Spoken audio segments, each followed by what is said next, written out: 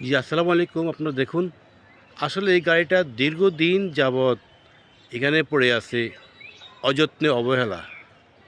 আসলে গাড়িটা কার সেটা তো বলা যায় না। কিন্তু গাড়ির রং আকৃতি দেখে বোঝা যাচ্ছে যে আসলে এটা সরকারি কোনো সংস্থার গাড়ি। কিন্তু এভাবে সরকারি সম্পত্তিগুলা পড়ে থাকে,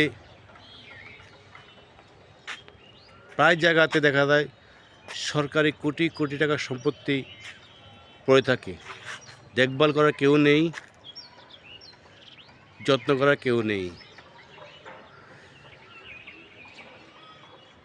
মানুষের ট্যাক্সের টাকা, সম্পদ বিদেশ থেকে আমদানি করে এবারে নষ্ট করার কি প্রয়োজন আছে সরকারের? কেন গাড়িটা এবারে এবারে অযত্নে অবহেলা রাখা হয়েছে? একমাত্র হাসপাতাল কর্তৃপক্ষই জানে। কারণ এই গাড়িটা লক্ষ্মীপুর সদর হাসপাতালের পুকুরের পাশে রাখা আছে।